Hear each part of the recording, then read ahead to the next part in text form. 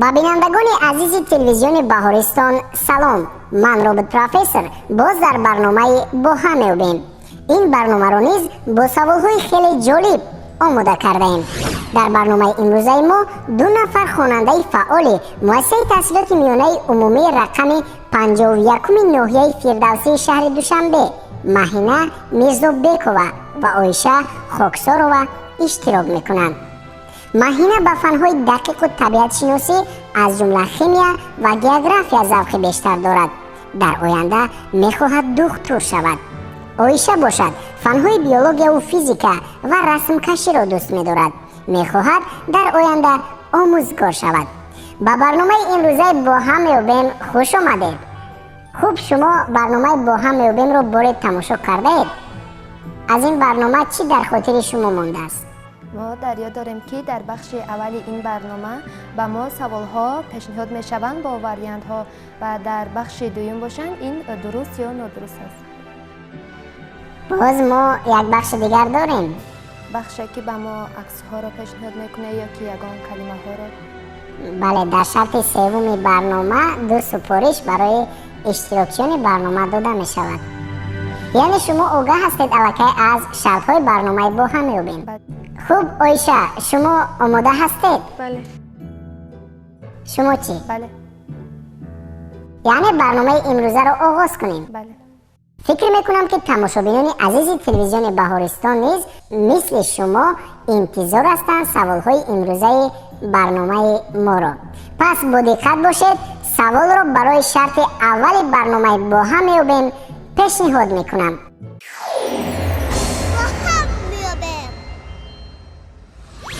چترهای اولین برای چی استفاده می شدند؟ چترهای اولین برای چی استفاده می شدند؟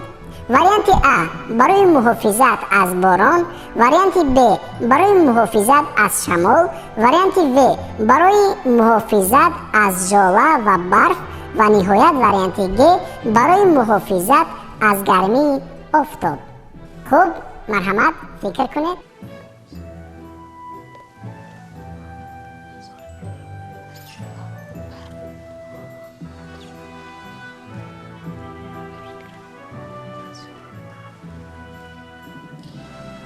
خوب، مرحمت.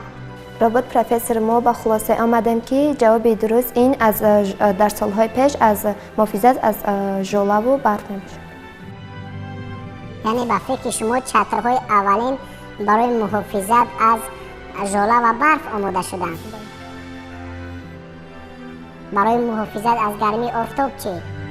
برای محافظت از گرمی آفتاب ما فکر میکنیم که در زمان معاصر چترهای هم بر آمدن که برای محافظت از آفتاب از در آن وقتها باشد. این گونه چترها نبود. چرا نبود؟ چرا؟ شاید برای محافظت آفتاب باشد. خوب فکر کنید، بار دیگر برای شما امکانیت میدهم.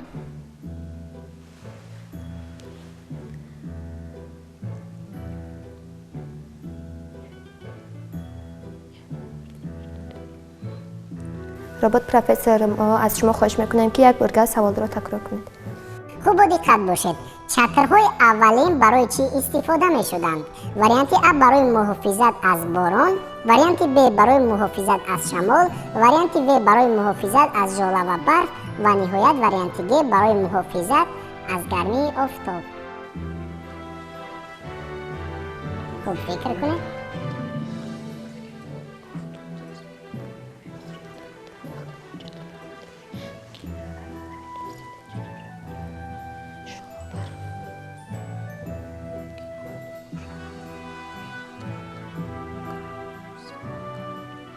ما فکر خودمان را عوض میکنیم و به خلاصه آمدیم که جواب درست این از گرمی آفتاب می باشد. چرا از گرمی آفتاب؟ شما پیشتر ژاله و برف گفته بودید. چرا از فکر خود گشتید؟ ما فکر میکردیم که زیرا آدمانی در آن وقت بوده این گونه چیزها را نمیدانستند و اولین چتر استحصال کننده آنها این چتر از محافظت از ژاله و برف بود. اما فکر کردیم و به خلاصه آمدیم که جواب درست این از محافظت از گرمی آفتاب می باشد. عایشه، به این اندیشه همسبق خود راضی هستید؟ بله، من با اندیشه مهینه راضی هستم و ما واریانت G را انتخاب میکنیم. یعنی برای محافظت از گرمی آفتاب. بله. شما این را فکر میکنم تخمین کردید. پس با چند خال بهاگذاری میکنید این پاسخ خود را؟ رابط پروفسور، ما با خلاصه آمدیم که جواب خودمون را به 10 خال بهاگذاری میکنیم. اگر تخمینتون درست باشد رو 70 نمیشه. پس چون این باشد من پاسخ سوال را میخونم. چتر حتی در عصرهای 11 پیش از میلاد ارزی وجود داشت. در زمان ما چترها از متاهای سخت آبناگذر ساخته می شوند. در اول چتر نه برای محافظت از باران بلکه برای محافظت از گرمی آفتاب پیشنهاد شده بود. مکان اختراع چتر را خیتای یا مصر قدیم می حسابند. چتر در این دولت ها همچون رمز حاکمیت استفاده می شد و تنها امپراتورها و فرعون ها از آنها استفاده می برند. آفرین به شما، پاسخ داده شما کاملا درست است. و باید بگویم که عین حال شما صاحب 10 خال گشتید. آماده اید که به سوال دوم گذاریم؟ بله. پس اگر چنین باشد میگذاریم به سوال دوم شرط اول برنامه با هم میابیم.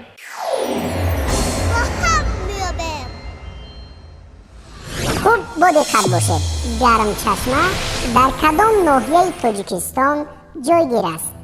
وریانت ا ناحیه خوالینگ، وریانت ب ناحیه درواز، وریانت و ناحیه اشکاشیم و نهایت وریانت گ ناحیه بلجوان. خوب مشورت میکنیم؟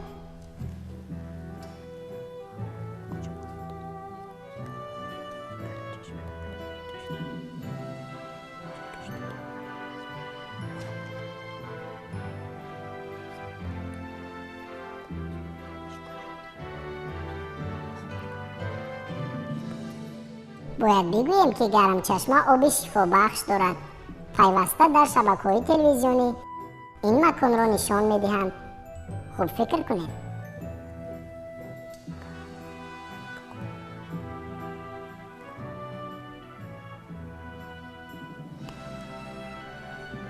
رابرت پروفسور، این سوالاتون را یک بار دیگر تکرار کردم است.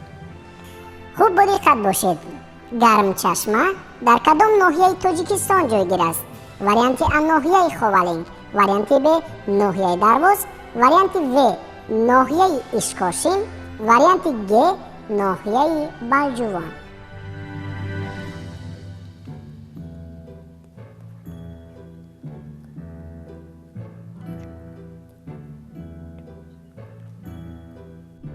خوب پاسخ شما.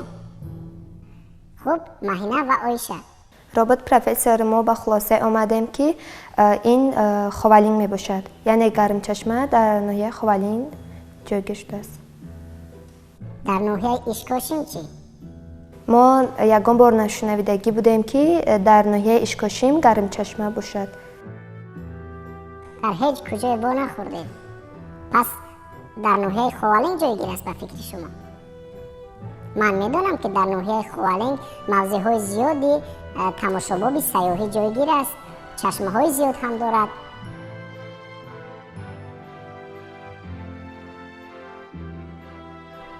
خوب خلاصه شما. رابط پروفسور، ما جواب خودمون را عوض میکنیم.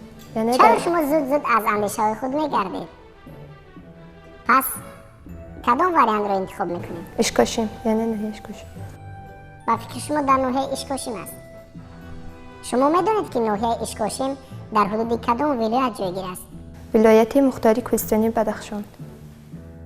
پس با فکر شما گرم چشمه در ولایت مختار کوهستانی بدخشان ناحیه اشکاشیم جایگیر است. بله.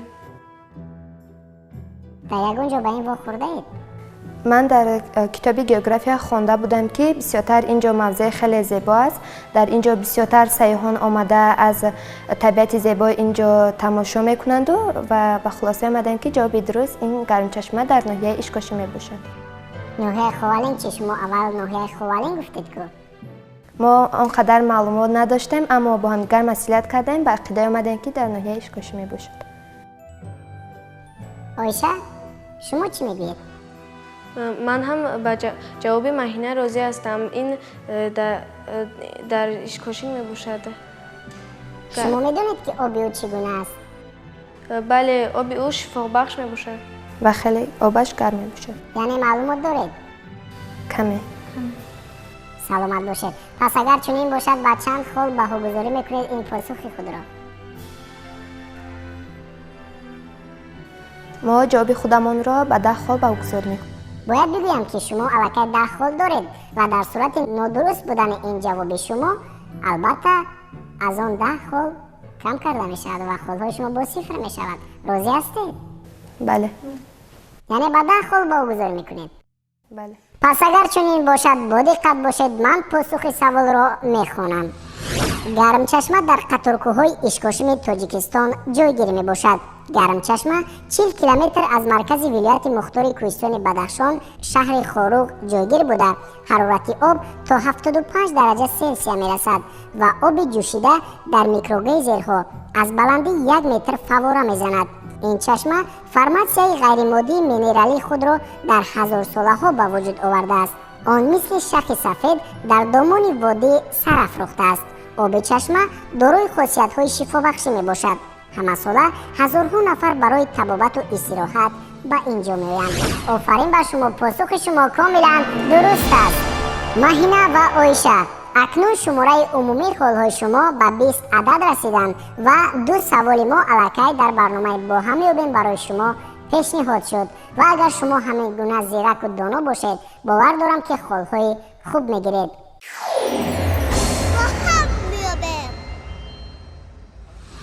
شما آماده اید که سوال سوم رو پیشنهاد نمایید؟ بله. پس با دقت باشید. بلندترین انشاء در جهان کدام است؟ وریانت ا بینای برج دوبای، وریانت ب بینای تجارتی در چین، وریانت و مناره ایفل، وریانت گ مناره شانگهای در خیتای. خوب فکر کنید.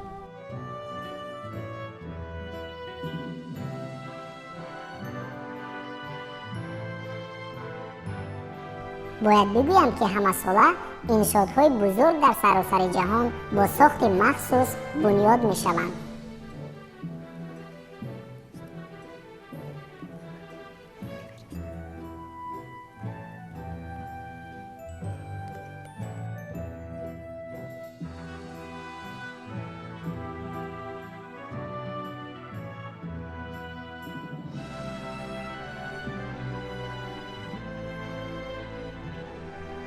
رابرت پروفسور این سوالاتون رو یک بار دیگر تکرار میکنید؟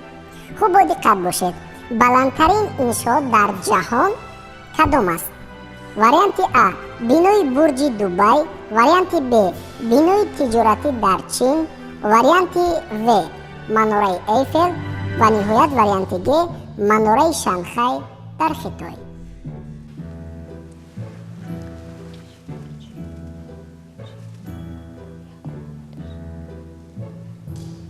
یکی از این وریانت ها رو انتخاب کنید.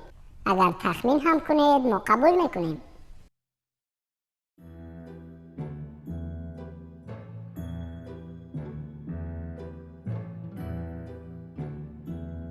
خوب آیشه و مهینه، خلاصه شما. ما درباره کم اینها معلومات داریم و میدونیم که مناره ایفل این در فرانسه جایگیر شده است. شانگهای باشد یعنی در خیتای. خیتای یعنی مناره در خیتای و دیگرش باشد در برج دوبای. یعنی به خلاصه آمدیم که جواب درست این برج دوبای باشد. مناره کلانتر در یعنی به اندیشه شما انشاءات بلندترین در جهان این بینای برج دوبای است. از کجا این رو میدونید؟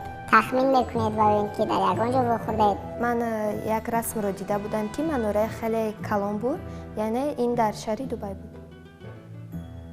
در دوبای. و فکر شما مناره شانگهای در خیتای از این بلندتر نیست؟ نه، این مناره برج دوبای است به فکر ما. یعنی این مناره رو باز دیگر نام نیز میبرند با نام برج خلیفه. آیشه شما چی میگوید؟ شاید مهینه نادرست گوید.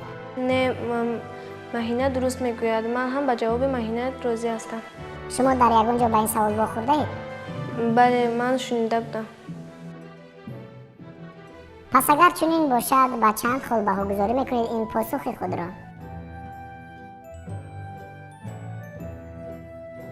ما جواب خود رو با 10 خال بهاگذاری میکنیم. باید برای شما بگویم که شما می توانید از رقم 1 تا 10 یکی از رقم ها رو انتخاب کنید و البته شماره خودهای شما به رقم انتخاب کرده شما وابسته است. اگر حالا پاسخی که من میگویم یعنی پاسخی که شما دادید نادرست باشد، در این صورت 10 خال شما کم کرده می شود. راضی هستید؟ بله. پس با دقت باشید، من پاسخ این سوال را میخوانم. بلندترین بنا در جهان با بلندی 828 متر این برج دبی می باشد. آن سال 2010 مورد استفاده قرار داده شده است. ته کرسی آن در سال 2004 گذاشته شده بود و بلندی بنا هر هفته از جانب ساختمانچیان 1-2 آشیانه افزوده می شد. بیناکاران از روی شکل مخصوصی طراحی شده آن را بنیاد کردند. برج دبی مشهور با نام برج خلیفه از 160 آشیانه عبارت می باشد. در این بنا 700 حجره استقامتی، مرکزهای سودای کلان، اداره های معماری و مهمانخانه ها جایگیری می باشند. باز هم آفرین به شما، پاسخ شما کاملا درست است. خوب، من به شما آفرین میگویم و شما به سوال سومی شرط اول برنامه با هم میابیم پاسخ درست دادید.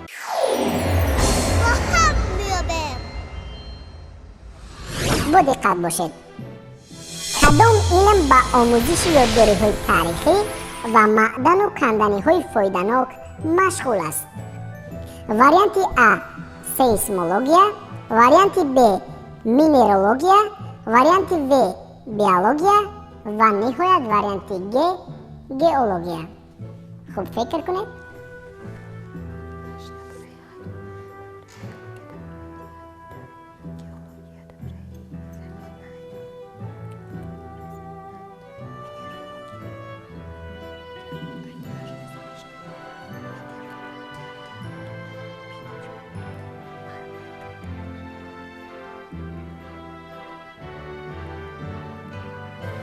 رابط پروفسور ما با خلاصه آمدیم که جواب درست این واریانتی ب می باشد، یعنی مینرولوژیا.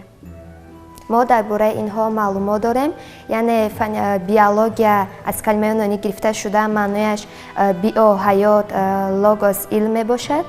گئولوژیا باشد نیز از کلمه یونانی گرفته شده، معنیش گئو زمین، لوگوس علم می باشد. و با خلاصه آمدیم که جواب درست این مینرولوژیا می باشد، یعنی مینه، معدن، کندنی اینها می باشد. مینرولوژیا مگر فن دیگر نیست؟ نه، با خلاصه ما پس سیسمولوژیا چیست؟ درباره این اونقدر معلومات ندارم. خوب فکر کنید، بار دیگر برای شما امکانیت میدهم. واریانت A سیسمولوژیا، واریانت B مینرولوژیا، واریانت V بیولوژیا و نهایت واریانت G گئولوژیا. کدام از اینها رو انتخاب کردید؟ خلاصه شما. مینرولوژیا. یعنی به فکر شما علمی که به آموزش یادگاری های تاریخی و معدن و کندنی های فایده‌ناک مشغول است.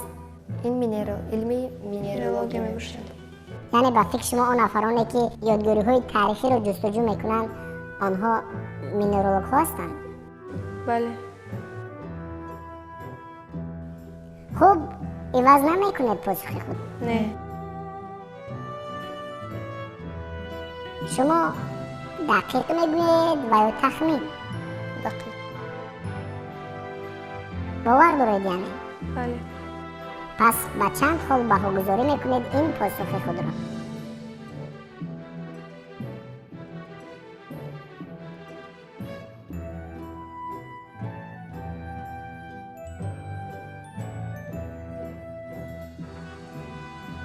ما جواب خودمان را به 10 خال بهاگذار میکنیم. بار دیگر تکرار میکنم که در صورت نادرست بودن پاسخ شما 10 خال شما کم کرده میشه. به جواب خودمان باور داریم. یعنی به فکر شما این مینرولوژی است. بله. پس با دقت باشید، من پاسخ درست این سوال را میخوانم. علمی که به آموزش یادگاری های تاریخی و معدن و کندنی های فایده‌ناک مشغول است این گئولوژیا می باشد. آن آموزش زمین، ماده های آن، شکل ها، روند ها و تاریخ را فراگیر می باشد. ما پیوسته کار گفتگویی و جستجوی دیالوگ‌ها را در یادگاری‌های تاریخی و طبیعت مشاهده می‌نماییم.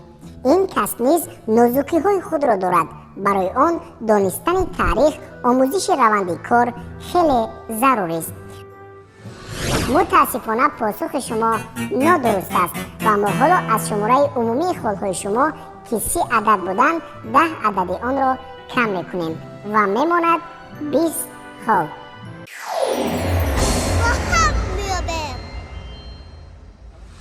خوب آیشه و مهینه، اینجا 4 سوال شرط اول برنامه با هم می‌یابیم. با آخر رسیدن و شما توانستید که به 3 سوال پاسخ درست و به 1 سوال پاسخ نادرست جواب دهید و شماره عمومی خالهای شما حالا 20 عدد می باشند، چون که ما از خالهای شما برای نادرست پاسخ دادن به 1 سوال 10 عدد را کم کردیم. خوب، اگر شما راضی باشید میگذاریم به قسمت دوم برنامه با هم میابیم. راه افتاده نیستید؟ نه. آماده اید؟ بله. پس میگذاریم به بخش دلیل های درست و یا نادرست. آماده اید؟ بله.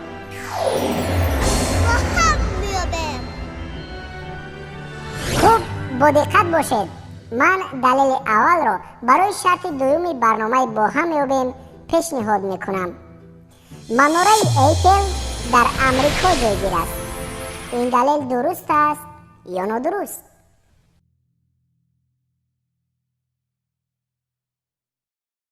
رابرت پروفسور، ما با خلاصه آمدیم که این پاسخ نادرست است. یعنی در امریکا جایگیر نیست؟ نه. پس مهینه، به فکر شما اگر در امریکا جایگیر نباشد در کجا جایگیر است؟ در دولت فرانسه. خوب آیشه، در امریکا چی جایگیر شده است نباشد؟ در امریکا مجسمه آزادی موجود است. یعنی به اندیشه شما این دلیل نادرست است؟ بله. ما به جای داده خودمان باوری داریم و این در شهر پاریس جایگیر شده است، مناره ایفل. یعنی این دلیل نادرست است که در امریکا جایگیر است؟ بله. پس با چند خال بهاگذاری میکنیم؟ ما جواب خودمان را به 10 خال بهاگذاری میکنیم. آیشه، شما راضی هستید؟ بله. پس با دقت باشید، من پاسخ این دلیل را میخوانم. مناره ایفل از بهترین و معمولترین نمودهای صنعت معماری در پاریس بوده. در جهان همچون رمز فرانسه آن به شرف نخستین طرحکش و بنیادگذارش گوستاو ایفل نامگذاری شده. مکانی دوست داشته سیاحان می باشد. خود ایفل آن را مناره 300 متر نامیده بود. بلندی مناره ایفل 324 متر را تشکیل می دهد. در دوام زیاده از 40 سال مناره ایفل انشاءات بلندترین دنیا به شمار می رفت تا زمانی که سال 1903 کریسلر بیلدینگ در نیویورک بنیاد گردید. آفرین به شما، پاسخ شما درست است. خب، من به شما آفرین میگویم. حالا شماره عمومی خالهای شما به 30 عدد رسیدند. اگر شما آماده باشید دلیل دوم را پیشنهاد میکنم. آماده هستیم. پس اگر چنین باشد میگذاریم به دلیل دوم شرط دوم برنامه با هم میابیم.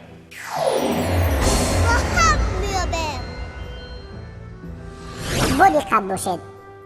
وطن چای هندوستان به حساب می رود. آیا این دلیل درست است یا نادرست؟ رابرت پروفسور، ما با خلاصه آمدیم که این دلیل نادرست است، چون که وطن چای این دولت چین می باشد و از روی استحصال چای این چین در جهان جای یکم را می گیرد. هندوستان هم چای استحصال می کند اما در جای دوم ایستد. در کجا به این روبرو شده بودید؟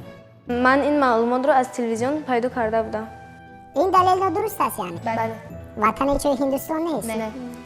با چند خال بهاگذاری میکنید؟ با 10 خال بهاگذاری میکنیم. باز هم 10 خال؟ بله. و جای خودمان باوری داریم. یعنی قوی هستید؟ بله. خوب، با دقت باشید. من پاسخ این دلیل را میخونم. معلومات های ارخئولوژی شهادت آنند که چای نخستین مراتبه 6000 سال پیش و یا 500 سال قبل از آنه که فرعونها پیرامیده های کلان را ساخته بودند در چین قدیم کاشته شده بود. چای اصلی چینی از چای امروزه که تمام جهان از آن استفاده میبرند تفاوت ندارد. یعنی این همان چای است. اما در آن زمان آن را به طور دیگر استعمال می نمودند. آن را با اطاله با غلدونگی ها یکجا نموده استعمال می کردند. وی به قطار سبزوات ها داخل می شد. باز هم آفرین به شما، پاسخ شما درست است. در اصل وطن اساسی چای این چین می باشد. شما درست قید کردید. حالا شماره عمومی خالهای شما اکنون رسیدن بر 40 عدد. آفرین به شما.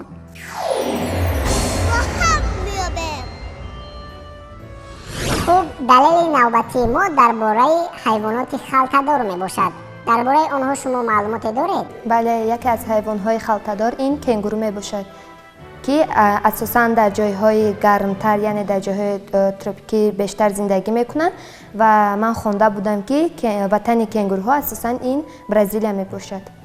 خوب، من دلیل را پیشنهاد میکنم و شما درست و یا نادرست بودن آن را برای ما بگویید.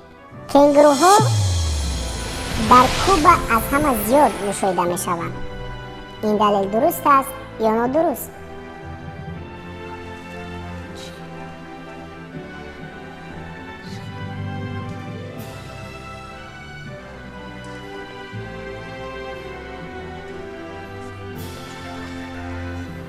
رابط پروفسور، ما به خلاصه آمدیم که این دلیل نادرست است.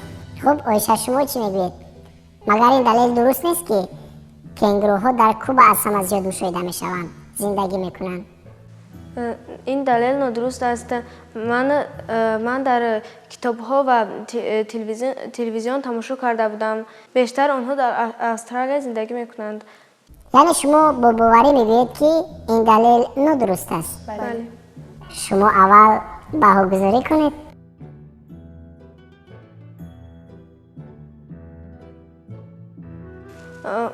ما جواب خود را به 10 خال واگذاری میکنیم. یعنی باور دارید؟ بله. شما از آغاز برنامه تا انجام حالا یگان رقم دیگر را انتخاب نکردید. بار دیگر یادرس میشوم که در صورت نادرست بودن پاسخ شما 10 عدد از شماره عمومی خالهای شما که عین حال 40 تا می باشد کم کرده می شود. راضیید؟ بله. خوب، با دقت باشید. کنگورو جانوری علفخور بوده به عائله درازپایان شامل است که اساساً در استرالیا زندگی می کنند. عالمان کنگوروها را به 3 گروه جدا می کنند: اندازه خرد، میانه و بزرگ جثه. آنها پایهای قفای کلان و توانا دارند. پایهای کلان برای جهیدن دم دراز باشد، برای موازنیت را نگاه داشتن کمک می رساند.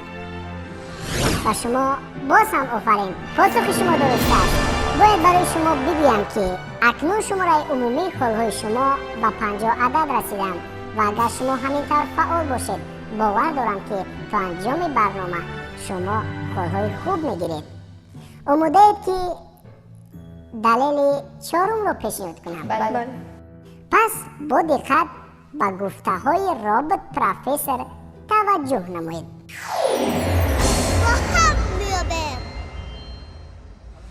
دلیل نوبتی ما از ادبیات می باشد. شما فن ادبیات رو نظم می‌بینید؟ بله.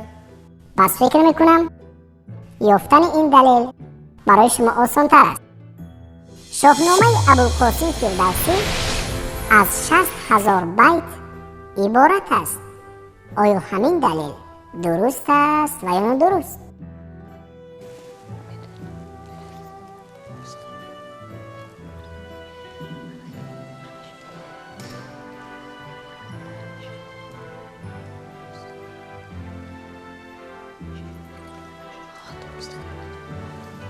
رابط پروفسور، ما به خلاصه آمدیم که جواب درست این شاهنامه فردوسی از 60,000 بیت عبارت است. یعنی این دلیل درست است؟ بله. شما این رو در کجا واخورده بود؟ من در کتاب ادبیات تاجیک خوانده بودم. خب از شاهنامه کدام اثرها رو میدونید؟ من از شاهنامه فردوسی داستان کاوه و ضحاک، رستم و سهراب و سیاوش و داستان سیاوش و غیره ها را میدونم. یعنی به اندیشه شما درست است که شاهنامه از 60,000 بیت عبارت است؟ بله. خب به چند خال بها گذاری میکنید پاسخ خود را؟ ما پاسخ خودمان را به 10 خال بهاگذاری میکنیم. باز هم به 10 خورد. بله. به جای خودم هم باوری داره. باوری بله. باور کنید من بار اول است که با چنین جرأت اشتراکچیان روبرو می شوم که پیوسته رقم 10 را انتخاب میکنم. خوب با دقت باشید، من پاسخ این دلیل را میخوانم. این دلیل درست است. شاهنامه بیزوال خویش را حکیم فردوسی سالهای 970 1005 در مدت 35 سال نوشته است. این اثر بزرگ تاریخی از 60,000 بیت عبارت است و بزرگترین اثر جهان که به قلم یک شخص تعلق دارد به حساب می رود. شاهنامه بیزوال ابوالقاسم فردوسی یکی از شاهکاری‌های ادبیات جهانی است. آفرین به شما بازم، پاسخ شما کاملا درست است.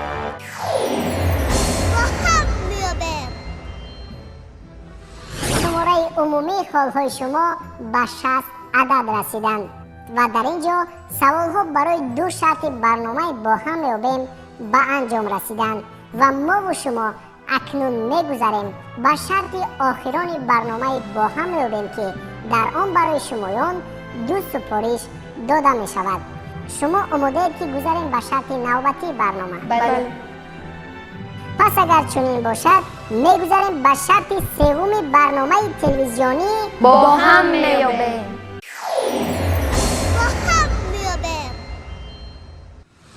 خب در شرط سوم ما به شما 2 سپارش داریم.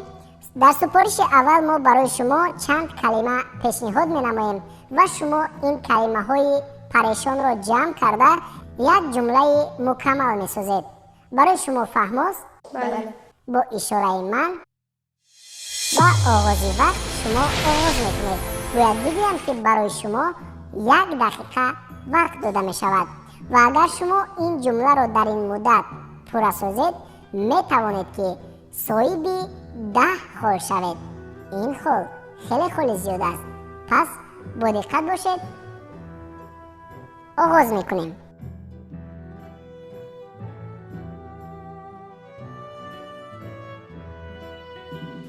جمهوری تاجیکستان دارای ذخیره‌های بزرگی آبی جمهوری تاجیکستان دارای ذخیره‌های آبی بزرگی آبی جمهوری تاجیکستان دارای ذخیره‌های بزرگی آبی میباشد.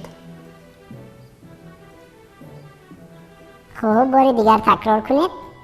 جمهوری تاجیکستان دارای ذخیره‌های بزرگی آبی میباشد. یعنی جمله همین گونه است. بله. جمهوری تاجیکستان دارای ذخیره‌های بزرگی آبی میباشد. باید بگویم که شما وقتتون به انجام نرسیده الکی کلمه های پیشنهاد شده را جمع کردید و یک جمله مکمل ساختید. واقعا هم جمله ما این چنین است، یعنی جمهوری تاجیکستان دارای ذخیره های بزرگی آبی می باشد. آفرین به شما، در این سپارش شما صاحب 10 خال دیگر گردیدید و اکنون شماره عمومی خالهای شما رسیدن به 70.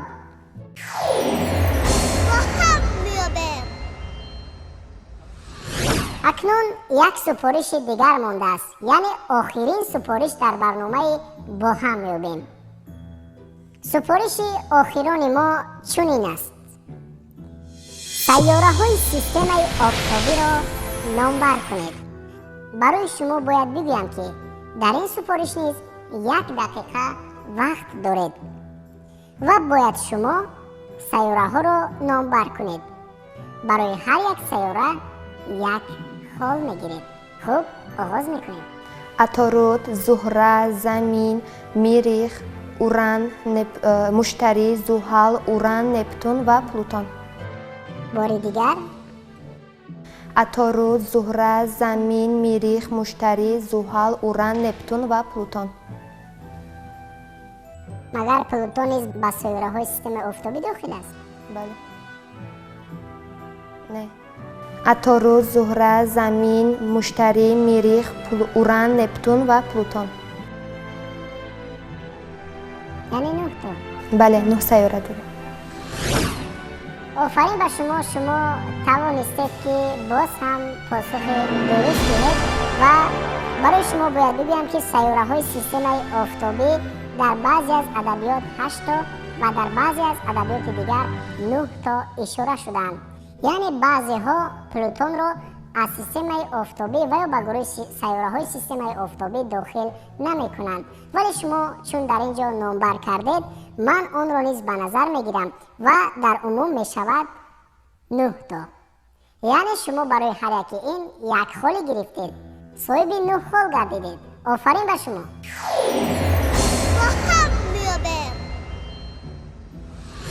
خوب آیشه و مهینه، من اکنون شماریدم که شماره عمومی خالهای شما در برنامه امروزه با هم میابیم به 79 خال رسیدند که من این گونه رقم را کم مشاهده کردم.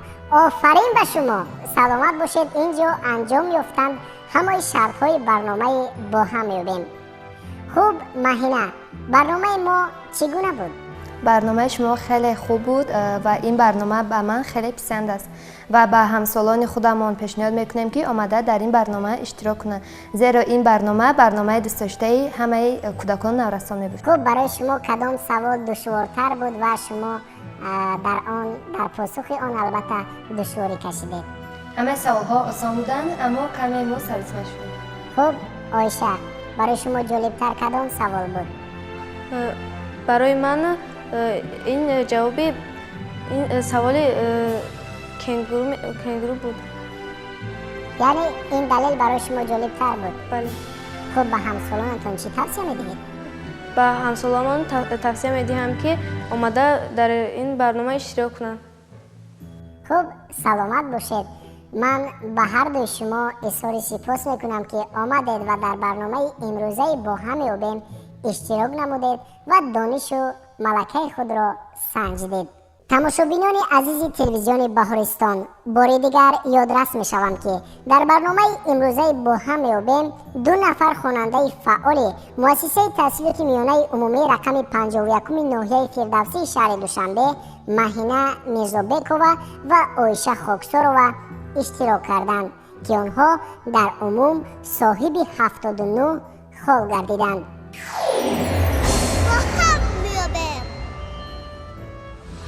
تماشابینان عزیز تلویزیون بهارستان، من رابط پروفسور باز میروم به سراغ سوالهای نو برای برنامه‌های آینده. امیدوارم از برنامه ما برای خود چیزی دریافت کردید و سوالهای ما برایتان پسند آمدند. اگر چنین باشد ما خیلی خرسند هستیم. برنامه‌های آینده ما را انتظار باشید. همیشه کامیاب و موفق باشید و بیشتر کتاب خوانید تا بیشتر بدونید. خیر تا برنامه‌های آینده. تا بازدید.